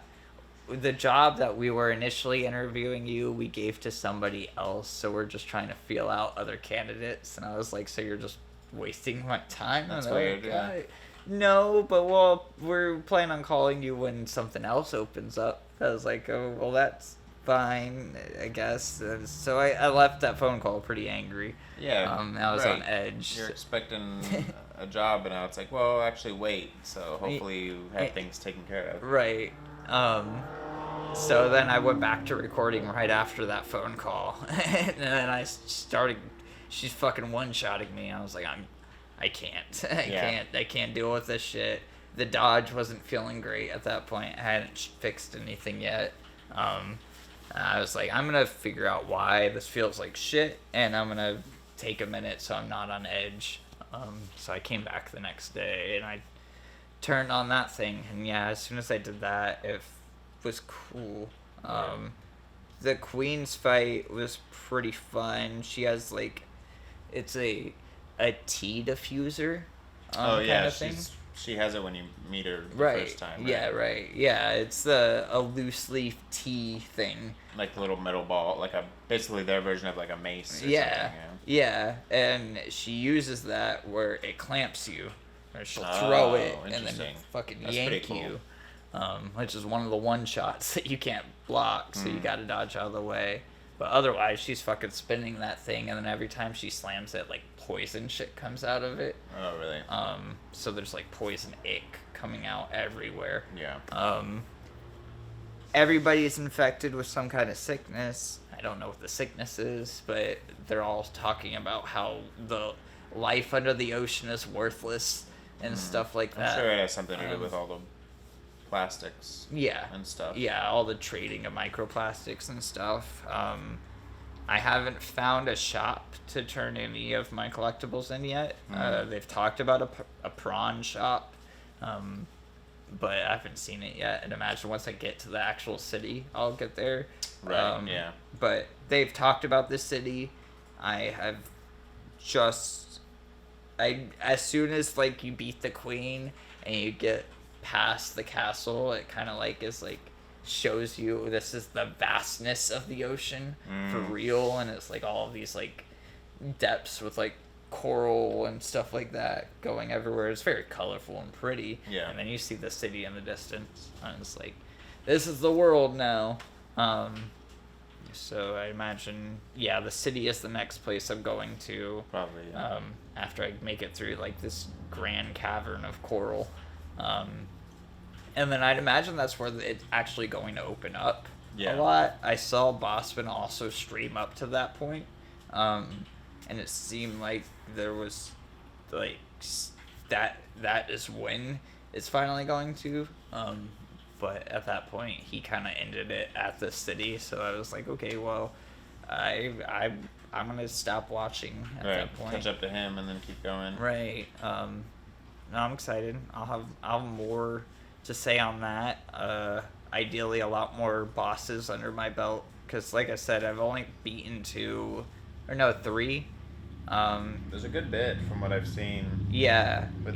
Without watching the spoilers, I've already seen the videos of like the top blah blah blah bosses in Crab Game or whatever. I'm really thrown off by hour count for this game, because I'm like 2.5 hours in, I've heard people say like 30 hours. The world, do you know what the speed record is right now? No. Like 46 minutes. Oh, really? Yeah, dude, it's so Jeez. stupid. And I'm pretty sure that's like That's no hacks or anything. It's just about knowing where all the key items Right. are and floating through the I want to say stuff. Sekiro is also that close.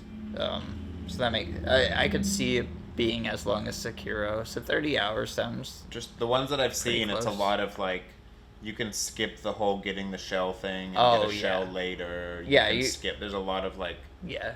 without, and I think that's glitchless. That's a glitchless run too, which is crazy. Right. Well, you have to pick up a shell. That boss fight does not trigger unless you pick up a shell. But you can throw it away right after. Yeah, but I'm saying there's other places to get I don't know. shells. Oh yeah, no, yeah. As soon as you unlock shells, Yeah. they're everywhere. Yeah. Um. But he did it without, like, he somehow skipped that battle. Oh really? Maybe he, like, activated it and died right away or something. I don't know. Whatever he did, but he, like, Weird. went on, and then there's another place where there's another show, and you'll have to watch it. It's the one guy that I've been watching. The first time I saw it was, like, an hour 6, and, like, now he just keeps posting, like, every day Heck, I log on, it's like he cuts another 10 minutes I off. have no clue Like, it's where almost you would down to skip that 45 at. minutes. Yeah, that's crazy. I'll 'Cause, send you like, the link. I just didn't want to send it to you and spoil it, but at Right. the same time, it's like he's doing so much you don't understand. It almost isn't a spoiler because it's Right. like I'm not gonna do half the things you're doing because For sure. Yeah, a lot of the umami magic stuff. I'm not going to get into. Magic builds aren't usually my thing. But there's some cool things like with the shells. They give off like certain effects and stuff. Like Yeah. the one I keep getting is you like get in your shell and then it pops like a whole bunch of bubbles around you, and then those bubbles act like a turret kind of thing, and Oh, then that's cool. shoot all at once. Which one is that? I don't remember the name, but it was on like a couple of the teacups that I found in a can. Oh, like one of the tea. Okay. It's yeah. not specific to a show. Right. Oh, okay. Yeah. It seems like a lot of that would be randomized. Like some of them might be specific towards a shell, Right. but it would be randomized on which one is which. Oh, okay. Kind of thing. Yeah. You might be able to change that later, but with all of the, you have those things called stowaways, Right. which add to your shell, and then you have abilities that you could add to your shell as well, next to that stowaway thing. Oh, right. Yeah. The abilities, I have one ability that I just got after beating the queen, which is like, it turns my claw into a hammer basically. Oh, wow. And does like one giant swing attack, but then it uses 2 of your spell pips out of 3 of them. Oh. So it's like do I it don't once. know if I want to use that, but the turret spell is also kind of whatever. So I don't know. Maybe I probably won't use any of them. Yeah. Maybe like a last minute thing or something. Yeah, when I was watching Bosman play, he got a shell that turned him into like a porcupine, and that seemed cool. Whereas like he Yeah, that was sounds already like suited up and then like sent out spikes around him and then got a free hit, and I was like that seems sick, but you'd have to time it, and I'm not thinking about that. But yeah, I'm having fun. I'll have more to talk about that next week. But yeah, that's all I'm playing right now. Nothing. Yeah. I nothing I new. beat that escape game and then I don't think I've played anything else. Just the same games that I was doing last time. I don't think I got into that the Watcher or whatever game. Oh, the Seeker. The Seeker. I didn't start that one yet. I think I'm gonna strictly do that one on stream. Hell yeah. I'm trying to actually get into that. Yeah. Yeah, I was looking at that yesterday. I was like, maybe, but I started another Crab's Treasure. Also, I want to play a Lil Gator game. I've been wanting to play that for a and while. the cat game that came out Oh yeah, today. yeah, Big Kitty, Big City, Little Kitty. I want to play that one Big- too, yeah. Yeah, So that might be another one that I just go ahead and Little Kitty, Big City. That's what it is. stream. yeah, that's on Game Pass today, so that would be fun. Yeah.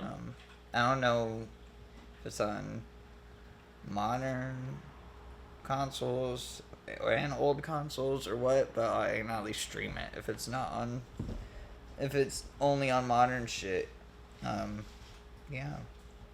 Anything else you want to leave it on? It was a bummer start, but I feel like that's why I feel like starting off with that was better. Get it out of the way. Get it out of the way. Yeah. Rather than going to bed angry kind of thing. That's true, yeah. We don't want to wrap it up with sadness. Right. Especially after that Rockstar shit. The, next week, I mean, there's not, like, any specific showcase or anything, so it'll just be playing it by ear of what the news will be, and then I'll play more Another Crab's Treasure. I might touch that Little Kitty Big City game. There's something else that came out Animal Well came out today. That Donkey game. Donkey the YouTuber.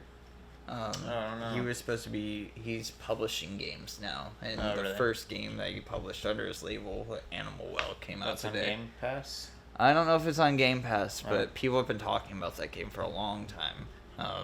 Because Donkey picked it up like a year and a half ago, but Animal Well's been in development for like 6 or 7 years. Oh wow.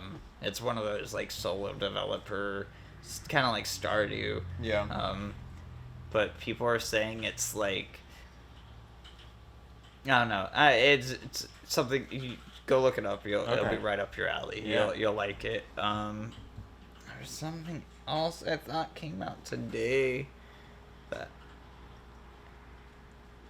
What am I thinking of? Oh, it didn't come out today. It came out Monday. Hades 2 is out. Oh yeah. Yeah, it just I dropped. saw that. They just dropped it, right? Yeah, it's in early access, of course. They said 1.0 is not going to be until like mid 2025, but People were just too hype. it's apparently like people have put like 50, 60 hours into it. Like, it's in early access, but the game is there. It's like some character models don't appear Right. when you're like in text conversations, because I mean there's voice acting, but it's like the character portrait will pop up. Sometimes the character portrait isn't there. Right. That's the kind of early access that they have right now. Like, apparently that's pretty much the full game. So I don't know what they're going to be adding to it. I would love, like, if you just, like, the last 20 hours of the game aren't in there, so you get to almost the very end, and then it's like, all right, now wait till next year. Right. Well, I mean, like, with Baldur's Gate, it was, like, the first, Chapter 1 was early access. But then that was in early access for, like, 5 years. And then Hades was in early access for a year, but it was only, like, the first, like, couple of runs or something like that. It was, like, only the first couple of bosses or something. It was a very small amount of the game itself. So this one just being the whole thing. It's crazy, yeah. That's pretty much everything. Baller. Yeah, there's not really much else. I imagine other stuff is coming to Game Pass as well. I haven't looked to see what's coming to Game Pass. Yeah, I didn't look today. I usually it tells me every day when I log on. But. Yeah, I usually check to get my points and stuff.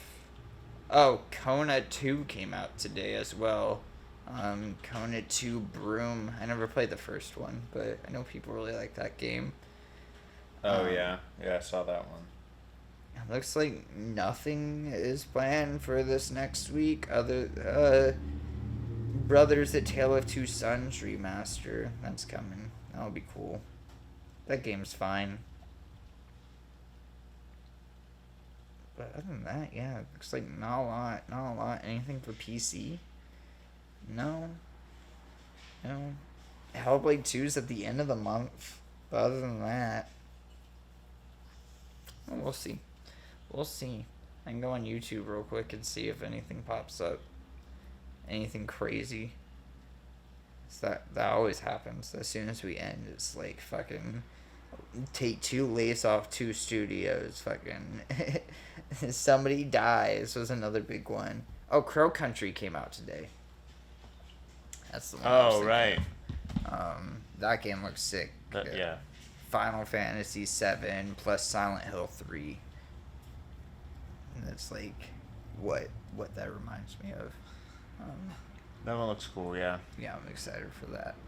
I don't know if that might be it.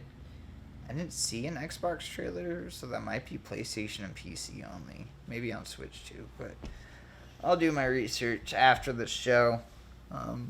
Patrick, that was another fun episode. We did it. We did it. Like, comment, subscribe, support the channel. Socials down below. Patrick has shirts for sale. Go buy shirts. I just put 2 new shirts out yesterday, so fucking buy them. Hell yeah, dude. And then I got Pokemon cards to sell, so you can go buy those in my store down below as well. Yeah. Till then, next time. Till next time. Let's play some games. Go play some games. We'll try doing the same, or at least watch somebody play some games. I'll do that too. It's been fun, guys. It's been real. Peace out.